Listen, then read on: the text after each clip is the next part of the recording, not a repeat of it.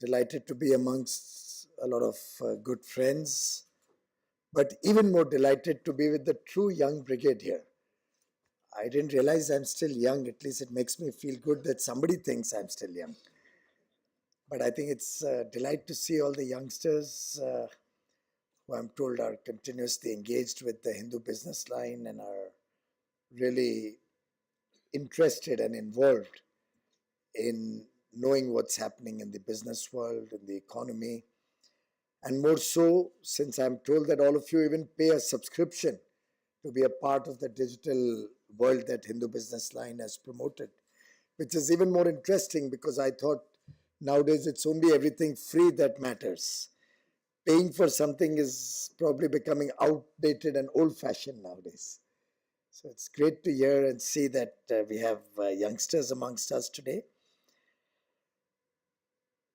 We've just been through the budget for 18-19. Before that, the President's address. And in some sense, both of these are extremely important documents because the President's address at the beginning of the year is somewhat a report card of the incumbent government.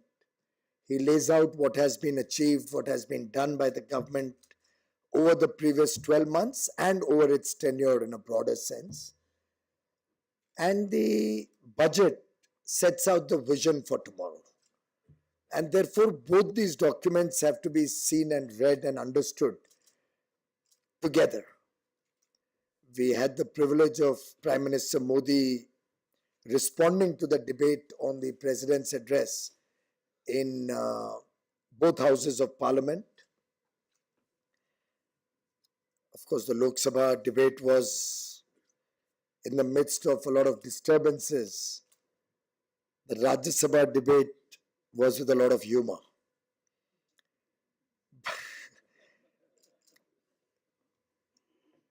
But I think in some sense, in both these responses, the Prime Minister was able to lay out the style of working of this government. It has been a government that has not looked at quick band-aid solutions for the immense problems that the country has faced, many of which we inherited after nearly 7 decades of independence. He spoke about the government's sensitivity to the poor, to the marginalized sections of society, to sections which have, if I may use an analogy from my own department, who have not yet boarded the train, despite so many years of independent free India.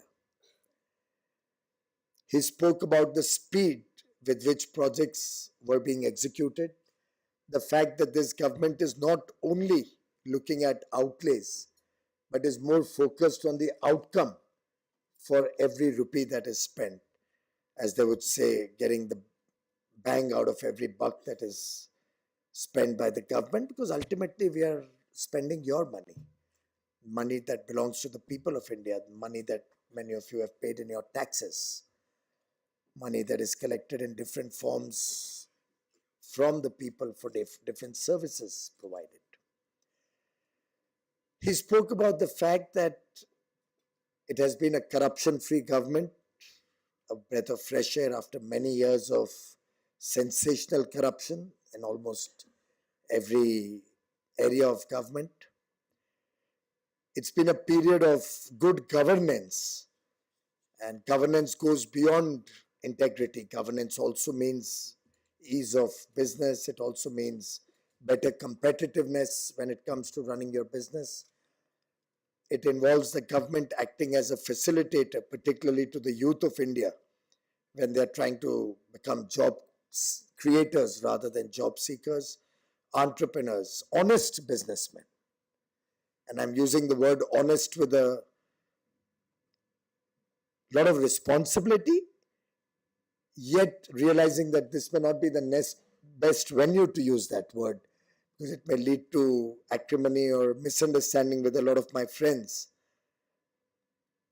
And it's no judgment on all business. I'm proud to say that our country has the likes of, and without taking names, some very, very eminent business houses and business persons, large and small, who have done the nation proud with their good work, with their integrity levels that they have brought to fore. And then we've had a fair share of people who are looking at shortcuts, the get rich quick variety, who are willing to break the rules and bend the rules, including bending the way bank loans have been given for so many years. And Finance Minister Mr. Jaitley brought to fore how the last 3.5 years is a period that makes every Indian proud.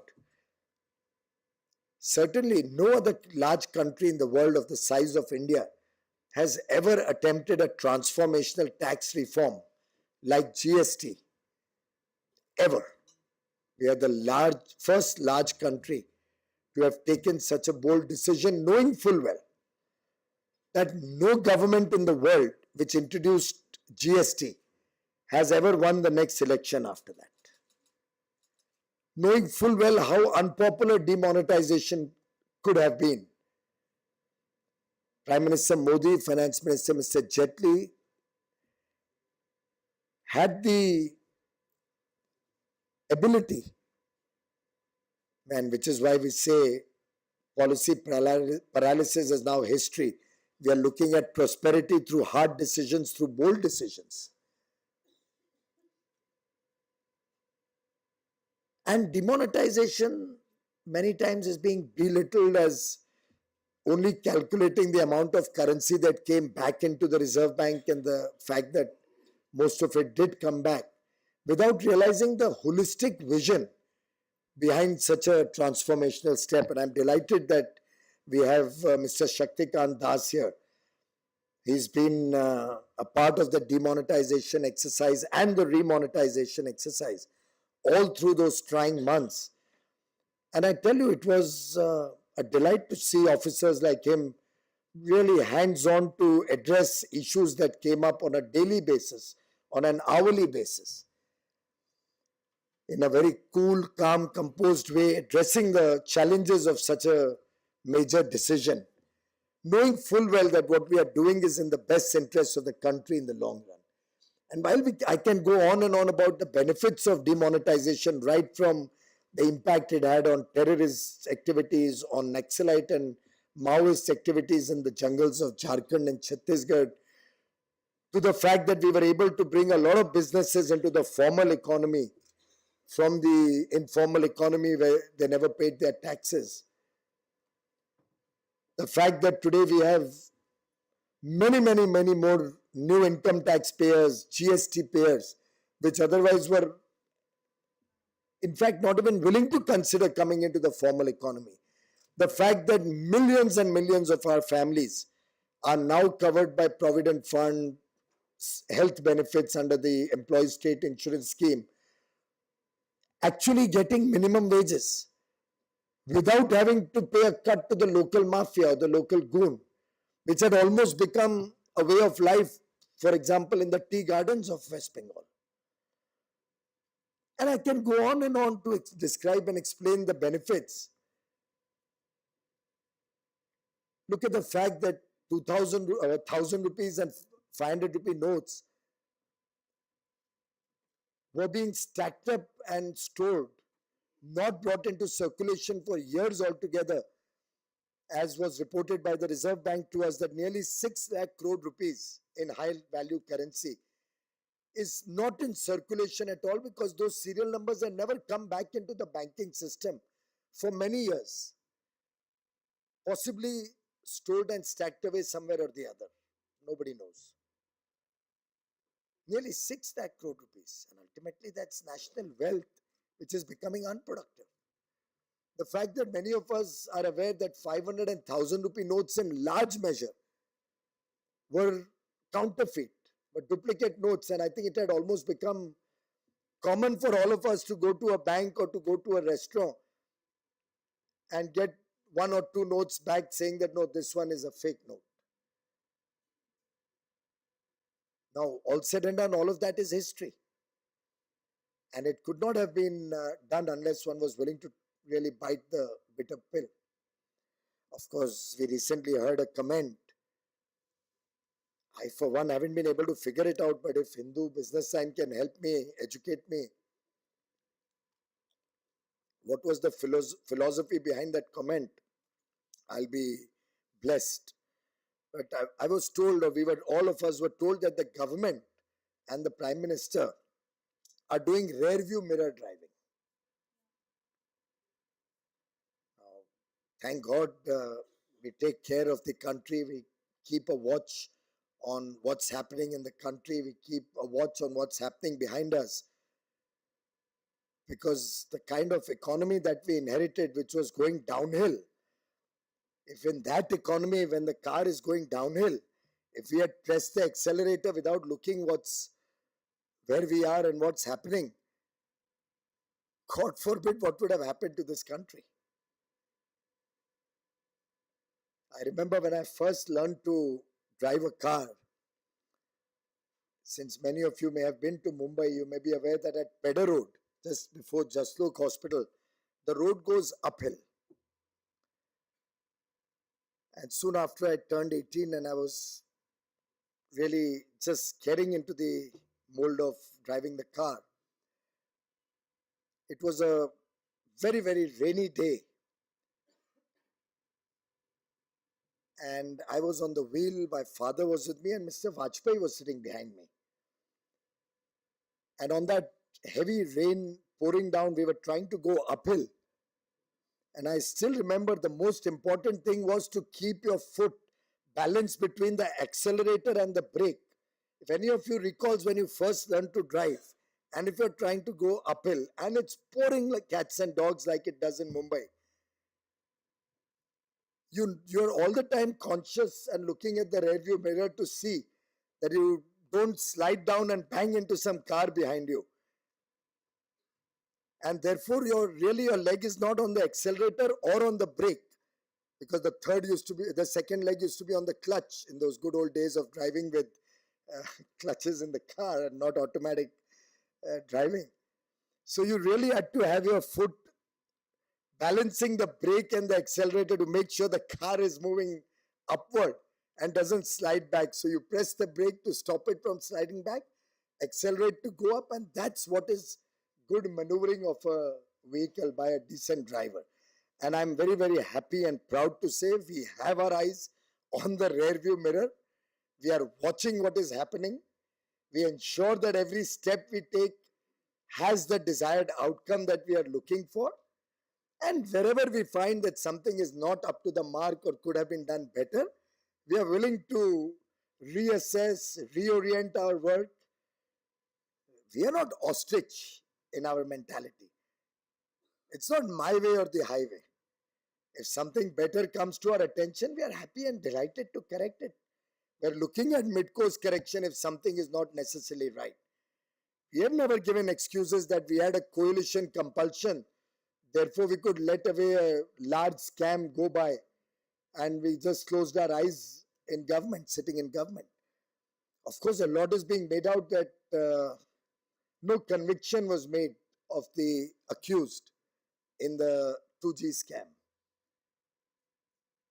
I think it's very surprising, and in that sense, I'd like to ask my friends from the media also whether they've really looked at the judgment, what the judgment says. The entire inquiry was done while the Congress was in power. They appointed all the officials who ran the inquiry. All the hearings were completed before we came into government. After we came into government, I think most of the hearings were only about whether the passport should be given or not be given, and whether any of the accused should be allowed to travel abroad or not be allowed to travel abroad. The entire process was run through the UPA's tenure, and the judge has passed very stinking observations. The Honorable Judge has said that the case has not been presented properly. The evidence has not been alluded to in full spirit. and with factual supporting documents. And in some sense, it really makes one wonder whether justice is truly being allowed to happen, and whether there was some kind of a cover-up operation to try and protect. And the greatest thing is the accused. And after all, the Supreme Court has already cancelled all those licenses with strictures being passed on the allotment process. And it's not as if that process has been validated by the CBI Special Court judge. He has passed serious comments about the entire investigation and the process, but expressed helplessness on his ability to get adequate evidence. And therefore, I am delighted that we are keeping a watch on our backside to make sure that nothing wrong happens in our charge, that nobody is able to misuse government positions and government offices while we are in government. And therefore, I believe a cautious structural improvement which prepares the nation for a long period of prosperity rather than shortcuts is the way that this government believes is good for India. That is how we have been taking the country forward step by step. After all, becoming the world's fastest growing large economy is certainly not a mean achievement. It's truly very, very exciting to be a part of a journey which is being recognized the world over. Every indice says that the economy is in good hands, is in good shape. We were the toast of Davos this year. I'm given to understand informally that the American president, who also came first time after many years, 17 years or so, was extremely keen that the opening plenary be given to America, and that's the way America always looks at itself, as the supreme power, so everything has to be as per their diktat. But Professor Klaus Schwab and the Davos team gave Prime Minister Modi the opportunity to be the speaker at the opening plenary, the first time an Indian has ever been given that honor. And the American president had to give a special address in conclusion. We've seen the economy go from strength to strength over the last 3.5 years, save and except for a couple of quarters blip, largely related to the rollout of the GST, which was on expected lines. Upfront, we had told the nation that there is going to be a destocking in the quarter before GST, and a certain period when people are getting used to this massive change that GST entailed. But despite that, from a GDP growth of 5.3 or 6.3% in the last 2 years of the UPA government, I think the GDP that the BJP-led NDA government has given to this nation is certainly a matter of great satisfaction for us. I believe we'll close this year upwards of 6.7%. Next year should, to my mind, cross 7.5%. All the signs are there for us to see. A lot was made out about fiscal imprudence in the parliament debate. Mr. Jaitley very rightly responded to that. But it really is surprising. I actually, after listening to those 12 points, and I carefully noted all those 12 points, I promise you, every one of those points I was itching to get up and respond because they were so okay, let me use a more parliamentary word. They were so ill-informed. An eminent person who ran this government in India for 10 years, many of them as finance minister, is commenting on the fiscal deficit at 3.5% being high in the current year, knowing full well that the GST's last month March revenue is not going to come in. So it's a statistical point that it's 3.5%. Once you factor in the last month's GST, which will now come in April, In the earlier period, service tax, excise duty, also the CVD that was being charged on imports. All of these were duties which were coming in March itself for the month of March. So when you factor all of that in, obviously that 50,000 crores, 3.5 actually relates back to about 3.2, 3.25%. Elementary, my dear Watson. What was that? I was even, actually every one of them, I wish I had those 12 points, so those notes would be in my office. He spoke about GST being calculated next year at 167% of current year's estimate. 167%. Now for a layman, it may sound very nice. The same colleague whose laughter caused so much furor actually made a big hue and cry when this point was made out in Parliament and said, see what has happened when it was mentioned that 167% GST has been factored in. I was in Mumbai. Everybody who's an economist or who's watching these numbers told me, guys, you've not given us the right GST figure.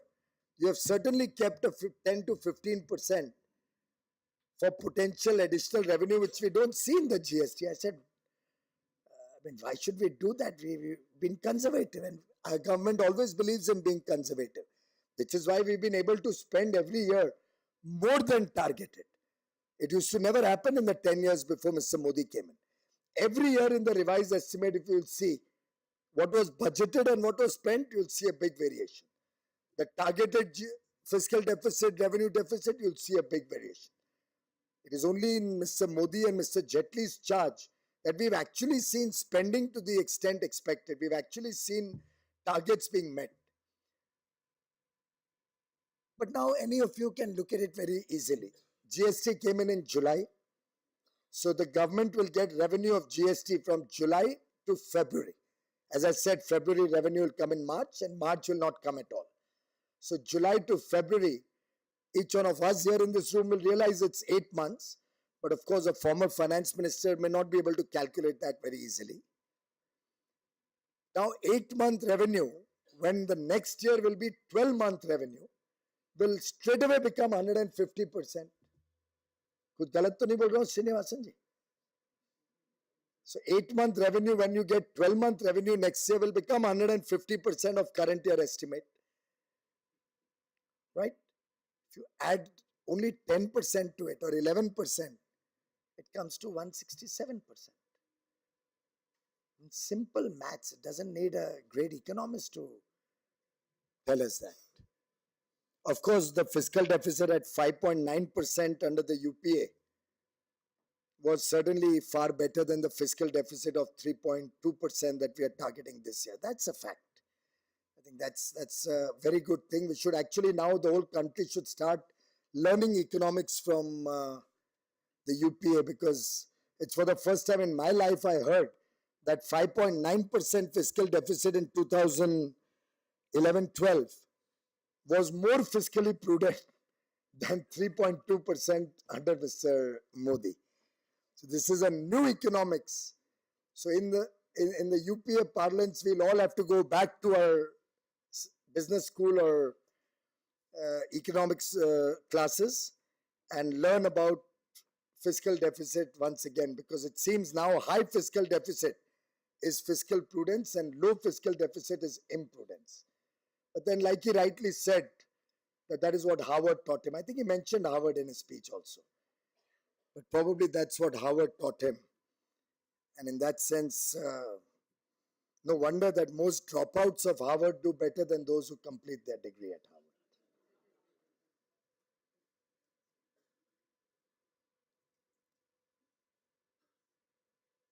And actually, I could go on and on about all those 12 points, but I won't labor that point too much. The fact is that today, honesty has a premium in this country.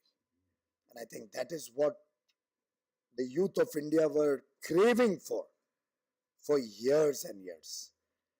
I on this flight, I had about so many papers, but I could do only so many, but for good reasons. I had Mr. Anil Kapoor sitting next to me just while flying in from Mumbai today.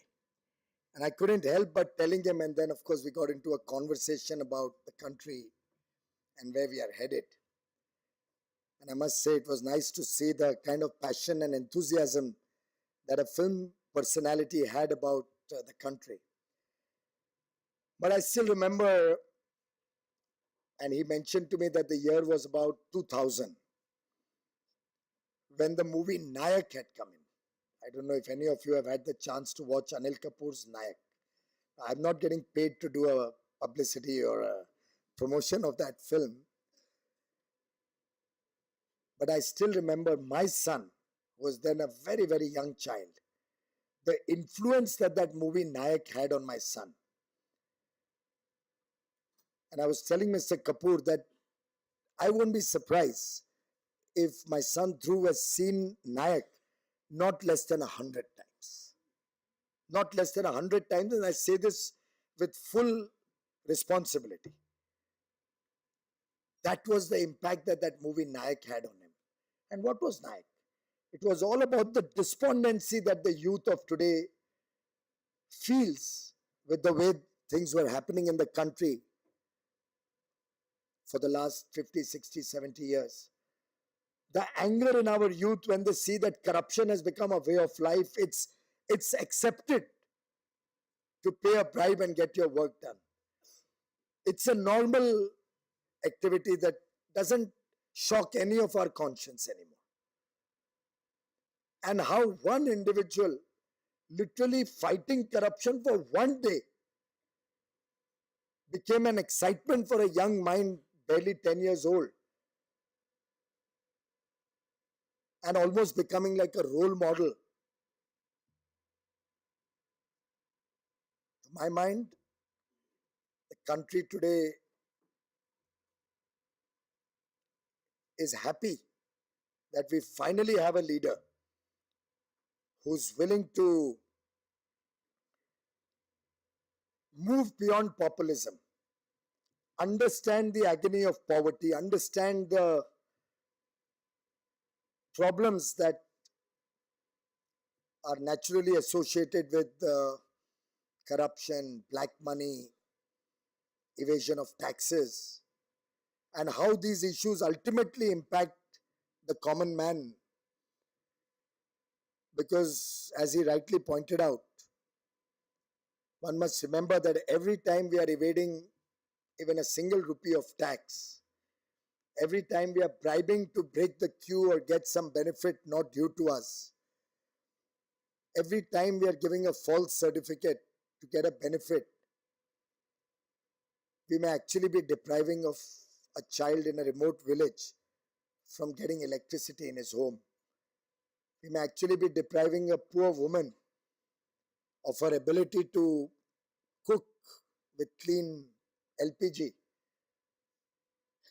rather than inhaling 400 cigarettes every day while she's cooking for her family.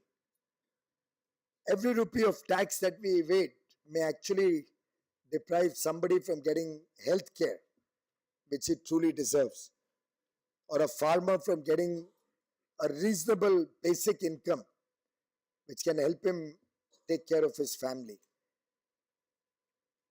Actually, if all of us get into the new India with a commitment to be a part of this movement towards honesty, to be a part of a mission or a missionary zeal to change the way we work, the country works, we can really aim high. We can look for that new India of the dreams of Swami Vivekananda, the new India, the Naya Bharat that Mahatma Gandhi had articulated in his writings.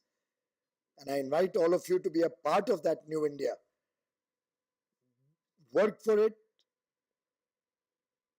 care for the lesser privileged sections of society, and make a difference to the lives of our country, our people. Thank you very much.